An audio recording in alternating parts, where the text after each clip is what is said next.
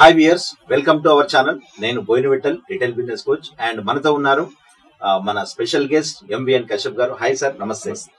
Yeah sir, అయితే చాలా మంది కూడా లైఫ్ లో ఒక ప్రాబ్లం తర్వాత ఒక ప్రాబ్లం అనేది కంటిన్యూస్ వచ్చినప్పుడు నీరసపడిపోతా ఉంటారు. లైఫ్ లో ఇంకా నాతో అవదా అని చెప్పేసి ఆగిపోతూ ఉంటారు అనమాట. ఒక స్టేజ్ వచ్చేసరికి అయ్యో నా జీవితం ఇంతేనా అనేటువంటి స్థితి కూడా వస్తూ ఉంటారు అనమాట. సో అటువంటి వ్యక్తులకు ఏ రకమైనటువంటి ఒక క్వాలిటీ అనేది ఉంటే మనం వాటన్నింటిని గెలిచి ముందుకు వెళ్ళగలుగుతాం అంటే లైఫ్ లో వాటన్నింటిని పక్కన పెట్టేసి మళ్ళీ రీస్టార్ట్ చేయగలుగుతారు sir? Yeah please. Very well framed question అండి. ఎందుకంటే దీంట్లో మనం చిన్నప్పటి నుంచి వింటున్నది ఏంటి, ప్రాబ్లమ్స్ అంటే అవి ప్రాబ్లమ్స్ కాదు, ఆపర్చునిటీస్, అవకాశాలు. చిన్నప్పటి నుంచి వింటున్నాగా, ప్రతి చోట చదువుతున్నాగా. మరి మన మైండ్ ఎందుకు మోటివేట్ అవుతుంది? ప్రాబ్లమ్స్ అంటే ఎందుకు భయపడుతున్నాం? ఫస్ట్ ఆఫ్ ఆల్ ప్రాబ్లం వచ్చినప్పుడు ధైర్యంగా నిల్చోవాలి, ఫేస్ చెయ్యాలి. అంటే ఏ క్వాలిటీ ఏంటి నేను ఒక 2 నిమిషాల్లో చెప్తాను. అక్కడ వరకు ఫస్ట్ వెళ్ళాలంటే ఒకటి క్లారిటీ రావాలి. క్లారిటీ ఏంటంటే ప్రాబ్లమ్స్ లేని లైఫ్ కుదరదు. Exactly sir. చాలా మంది అనుకునేది ఏంటి అంటే లైఫ్ లో ఏ సమస్య లేకపోవడమే మంచి లైఫ్ అనుకుంటా ఉంటారు సార్. వెరీ వెల్ సెట్, చాలా బాగా చెప్పారు. ఏ సమస్య లేకుండా ఉంటే ప్రశాంతంగా ఉంటుంది. లైఫ్ గోల్ ప్రశాంతంగా ఉండటం కాదు. లైఫ్ లో గోల్ ఏముండాలంటే గ్రో అవ్వాలి అని ఉండాలి. ప్రశాంతంగా ఉండటం లైఫ్ గోల్ ఎలా పాసిబుల్ అండి? So first of all problems లేకుండా ఉండటం కుదరదు, నంబర్ 1. నంబర్ 2 ఏంటంటే ప్రాబ్లమ్స్ ని మనం ఏ దృష్టితో చూస్తున్నాం. దీన్ని సైకాలజీలో రీఫ్రేమింగ్ అంటారు. ప్రాబ్లమ్స్ ని అవకాశాలుగా చూడండి అని ఎందుకు చాలా మంది మొత్తుకుంటారంటే, నేను మీకు ఒక ఎగ్జాంపుల్ ఇస్తా. నేను మీ దగ్గరకు వచ్చి ఏ ప్రాబ్లం వచ్చింది అనగానే మన రియాక్షన్ ఎట్టుంటుంది? ప్రాబ్లం వరల్డ్ లోనే ఉంది సార్ సమస్య, ఏదో వచ్చింది, మళ్ళీ వచ్చింది. వర్సెస్ నేను మీ దగ్గరకు వచ్చి ఏ మంచి ఆపర్చునిటీ వచ్చింది డబ్బులు సంపాదించడానికి, సూపర్ హ్యాపీనెస్.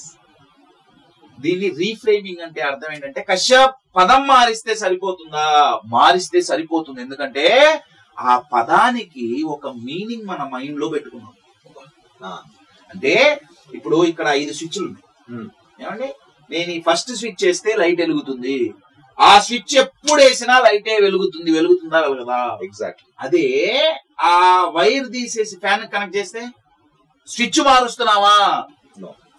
మనం ఏం మారుస్తున్నాం? కనెక్షన్ మారుస్తున్నాం. You're getting it? ప్రాబ్లం అన్నప్పుడల్లా మన మైండ్ కున్న కనెక్షన్ ఏంటి? యూజువల్ గా నెగిటివ్ కనెక్షన్. ఎగ్జాక్ట్. అందుకే చిన్నప్పటి నుంచి మనకు చెప్పింది ఏంటంటే ప్రాబ్లమ్స్ ని అవకాశాలుగా చూడండి, అప్పుడు మైండ్ మోటివేట్ అవుతుంది. కానీ దీని వెనకాల సైన్స్ మనకు తెలియదు. Your getting it? Number 1. Number 2, problems వచ్చినప్పుడు అలా నిల్చోవాలి అంటే దానికి ఒక క్వాలిటీ ఉంది. ఆ క్వాలిటీ అర్థం కావాలంటే నేను ఒక అద్భుతమైన స్టోరీ చెప్తాను. రైట్? ఆయన ట్రూ స్టోరీ అండి. ఆయన ఒక అమెరికన్. అమెరికన్ ఆయనకి 32 ఏళ్ల వయసులో ఆయన ఒక బైక్ మీద అమెరికాలో ఒక హైవేలో వెళ్తున్నారు. ఆయనకి బిజినెస్ ఉండేది, పెళ్ళయింది, అదంతా నడుస్తుంది ఒక సైడ్. ఆయన అమెరికాలో హైవే మీద బండి మీద వెళ్తున్నారు. ముందు చాలా పెద్ద ట్రక్ ఉంది. ఏమైందో తెలియదు, ఉన్నట్టుండి ఆ ట్రక్ ఇలా తిరగలు పడిపోయింది. అంటే ఈయన ఇలా వెళ్తున్నారు, ఈయన ముందు ట్రక్ ఉంది, ఉన్నట్టుండి ట్రక్ ఇలా అడ్డం తిరిగి ఇలా తిరగలు పడిపోయింది. ఈయన వెళ్తున్న స్పీడ్ కి బ్రేక్ వేసినా సరే తన బైకు తను 2 ఇలా స్లిప్ అయిపోయి ఆ ట్రక్ కిందకి దూసుకెళ్ళిపోయింది. ఇదంతా మిల్లీ సెకండ్స్ లో జరిగింది. ఇక్కడ జరిగిన ఛాలెంజ్ ఏంటంటే, వచ్చిన ఛాలెంజ్ ఏంటంటే, ఫ్యూయల్ ట్యాంక్ లో నుంచి ఫ్యూయల్ లీక్ అయ్యి ట్రక్ కి ఫైర్ యాక్సిడెంట్ అయింది. అవ్వటం వల్ల ఈ వ్యక్తికి దగ్గర 70-80% బాడీ కాలిపోయింది. హాస్పిటల్లో జాయిన్ చేశారు. ఎంత కాలిపోయిందంటే ఆయనకి ఈ వేళ్ళన్ని కట్ చేసేసారు. ఆయనకి ఇప్పుడు ఇంతింతే ఉంటాయి వేళ్ళు, 10 వేళ్ళు కూడా. ఎందుకంటే ఇదంతా కాలిపోయి ముద్దలాగా అయిపోయి ఇలా కాలింది. సో కట్ చేసేసారు. బాడీ అంతా 4th degree burns, normal burns కాదు. మొహం నిండా మచ్చలు, మొత్తం మారిపోయింది బాడీ అంతా. కొన్ని నెలలు ట్రీట్మెంట్ ఆయనకు జరిగింది. జరిగి బయటికి వచ్చారు. బయటికి వచ్చిన తర్వాత ఆయన అన్నారు, సరే అయిపోయింది, ఏదో అయిపోయింది. ఇందాక మీరు అన్నారు కదా దెబ్బ మీద దెబ్బని, దెబ్బ తగిలింది, అయిపోయింది. 3 నెలలో 4 నెలలో హాస్పిటల్లో ఆ బాధ ఏదో అనుభవించాం, బయటకు వచ్చాం, అయింది ఏదో అయిపోయింది. మళ్ళీ బిజినెస్ మళ్ళీ కాన్సన్ట్రేట్ చేయాలి, మళ్ళీ బిజినెస్ చేయటం మొదలు పెట్టారు. ఎన్నో ఎత్తులు ఎదిగారు. బిజినెస్ బ్రహ్మాండంగా నడుస్తుంది. వాళ్ళ మెయిన్ కోర్ టీమ్ తీసుకుని ఆయన తన చార్టెడ్ ఫ్లైట్ లో ఒక వెకేషన్ కి వెళ్దామని బయలుదేరారు. ఆయనకి పైలట్ లైసెన్స్ ఉంది. ఆయనే ఫ్లైట్ నడపడానికి కూర్చున్నారు. మొత్తం మెయిన్ టీమ్ మెంబర్స్ అంతా, ఆయన ఫ్రెండ్స్ అంతా. చార్టెడ్ ఫ్లైట్ టేక్ ఆఫ్ అయింది. అయిన కొద్ది క్షణాల్లో కుప్పగూలిపోయింది టెక్నికల్ ప్రాబ్లమ్స్ వల్ల. రెండో దెబ్బ. ఫ్లైట్ లో ఉన్న వాళ్ళంతా హడావుడిగా బయటికి దూకేసి వాళ్ళ ప్రాణాలు కాపాడుకున్నారు. తను కూడా బయటికి వెళ్దామని తన పైలట్ సీట్ లోంచి లేవటానికి ఎంతో ప్రయత్నించాడు, కానీ లేవలేకపోయాడు. మళ్ళీ ప్రయత్నించాడు లేవాలని, లేవలేకపోయాడు. ఓకే సీట్ బెల్ట్ ఉంది తీసేద్దామని మళ్ళీ లేవాలనుకున్నాడు, ప్రయత్నించాడు, కానీ లేవలేకపోయాడు. అప్పుడు లేవలేకపోయిన మనిషి ఇప్పటికీ లేవలేదు. ఏమైందంటే ఫ్లైట్ క్రాష్ అయినప్పుడు స్పైనల్ కార్డ్ దెబ్బతిన్నది. విదిన్ మిల్లీ సెకండ్స్ లో నడుము కింద భాగం అంతా చచ్చుబడిపోయింది. చాలా పెద్ద దెబ్బ సార్ లైఫ్. మళ్ళీ హాస్పిటల్లో జాయిన్ చేశారు, సర్జరీ చేశారు. ఎన్ని చేసినా వీల్ చైర్ తప్ప ఇంకో ఆప్షన్ లేదు. ఫస్ట్ ఒళ్ళంతా కాలిపోయింది, ఇప్పుడు చూస్తే సగం బాడీ చచ్చుబడిపోయింది. ఇంకా మధ్యలో చాలా ఇన్సిడెంట్స్ జరిగినాయి. నేను పెద్దది కాబట్టి చెప్తున్నా.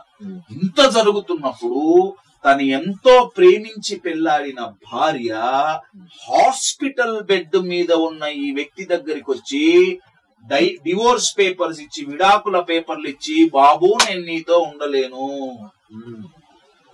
రోజు కూరగాయల వాడు పాలు వాడు వచ్చినట్టు నీకు దురదృష్టం రోజు వస్తుంది, నా వల్ల కాదు అని చెప్పి వెళ్ళిపోయాడు. చాలా పెద్ద దెబ్బ సార్. చాలా. ఇప్పటి వరకు దెబ్బలు ఫిజికల్ గా తగిలింది, ఇప్పుడు మానసికంగా. ఇటువంటి వ్యక్తి ఏ రేంజ్ కి వెళ్ళాడంటే అదే వీల్ చైర్ లో కూర్చొని అమెరికాలో ఒక ప్రావిన్స్ కి గవర్నర్ అయ్యాడు. ఇప్పుడు ప్రపంచంలోనే most decorated, most paid motivators లో ఆయన ఒకరు. ఆయన తన మాటలతో కొన్ని మిలియన్స్ ని మారుస్తున్నారు. ఆయన పేరు one and only W. Mitchell. మీకు స్క్రీన్ మీద ఫోటోగ్రాఫ్ కనపడుతుంది చూడండి. ఆయన గవర్నర్ అయినప్పుడు మీకు తెలిసే ఉంటుంది. ఆయనకు అన్ని తెలుసు. మీ తరపున ఆయన కూర్చొని వింటుంటారు అంతే. సో బిల్ క్లింటన్ అప్పుడు ప్రెసిడెంట్.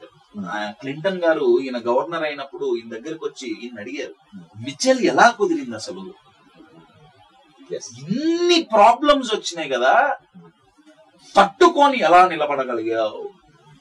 ఆయన అన్నారండి, ఫస్ట్ నా ఒళ్ళు కాలిపోయింది, తర్వాత నాకు పెరాలిసిస్ వచ్చింది, తర్వాత నా భార్య పోయింది, ఎన్నో జరిగినాయి. ఇవన్నీ నాకు ఒళ్ళు కాలిపోకుండా ఉంటే, నాకు పెరాలిసిస్ రాకుండా ఉంటే నేను ఒక 1000 పనులు చేసి ఉండేవాడిని. ఇప్పుడు 999 పనులు నేను చెయ్యలేను. నో ప్రాబ్లం, ఆ ఒక్క పని ఏదో చేయగలనుగా, అదే చేద్దాం. ఆయన అన్నారు, ప్రాబ్లమ్స్ వచ్చినప్పుడు, you are getting my point, okay దీని నుంచి బయటపడాలంటే నేను దేని మీద ఫోకస్ చేయాలి అని అది ఆలోచించగలిగినంత కాలం ప్రాబ్లమ్స్ మనల్ని ఏం చేయలేవు. ప్రాబ్లమ్స్ రాగానే యూజువల్ గా మనం ఏం చేస్తాం, అయ్యో ప్రాబ్లం వచ్చింది, ఇది చేయకుండా ఉంటే బాగు, అది చేయకుండా ఉంటే బాగు, వాడి తప్పు వీడి తప్పు, ఇంతే, నేను ముందే అనుకున్నా, పోయింది, నా జీవితం పోయింది. ఆయన ఏమంటున్నారంటే గ్రేట్, అదంతా ఓకే, నెక్స్ట్ ఏంటి సొల్యూషన్ తరపున. అది మనల్ని ప్రాబ్లం నుంచి బయటికి తేగలదు. నా దృష్టిలో డబ్ల్యూ మిచెల్ ని కాపాడిన ఒక అద్భుతమైన మానసిక క్వాలిటీ ఏంటంటే దాని పేరే కరేజ్ అండి. తెలుగులో చెప్పాలంటే షేక్ అవ్వని ధైర్యం. ధైర్యం, ఎన్ని దెబ్బలు తగిలినా కరేజ్ ఉంటే నిల్చోగలం, ఎన్ని ప్రాబ్లమ్స్ వచ్చినా ముందుకు పోగలం. సో ప్రాబ్లమ్స్ వచ్చినప్పుడు చతికల పడకుండా ఉండాలంటే ఫస్ట్ ఆఫ్ ఆల్ ప్రాబ్లం మీద మీ ఫ్రేమ్ ఏంటి రీఫ్రేమ్ చేయాలి. నెంబర్ 1. నెంబర్ 2, లైఫ్ లో ప్రాబ్లమ్స్ లేకుండా కుదరదు, ఇది మెంటల్ గా ఫిక్స్ అయిపోవాలి. Number 2. Number 3, courage. W Mitchell. My point. ఎన్ని దెబ్బలు తగిలినా సరే మళ్ళీ లేచి ముందుకు నడవచ్చు కరేజ్ ఉంటే. మీరు ఎప్పుడు పడిపోయి లేవలేని స్థితిలో ఉన్నా ఒక్కసారి డబ్ల్యూ మిచెల్ ని గుర్తు తెచ్చుకోండి. ధైర్యం దానంతటా అదే వస్తుంది. థ్యాంక్ యూ సార్, చాలా బాగా చెప్పారు. అండ్ ఈ రోజులల్లా చిన్న చిన్న సమస్యలకే ఇబ్బంది పడిపోతున్నటువంటి వాళ్ళకి తప్పకుండా ఇది చాలా పెద్ద ఇన్స్పిరేషన్ అవుతుంది అనమాట. సో ఇదే విషయంలో మేము కూడా మా బీవీజీ ఆర్గనైజేషన్ కి ఒక పెద్ద మంచి కొటేషన్ పెట్టుకుంటాం సార్. ఇది దానికి సింక్ అవుతుందని నేను చెప్తా ఉన్నాను. ఏముంటుందంటే మా కొటేషన్, మా ఎంటైర్ ఆర్గనైజేషన్ ని ఈ రోజు నడిపిస్తున్నటువంటిది అదే అనమాట. ఒక లక్ష్యం సాధించాలి అంటే ఓటమి చెందితే ఎలా అని ఆలోచించకు, గెలవాలంటే ఏం చేయాలో ఆలోచించు అని చెప్పేసి పెట్టుకున్నాం.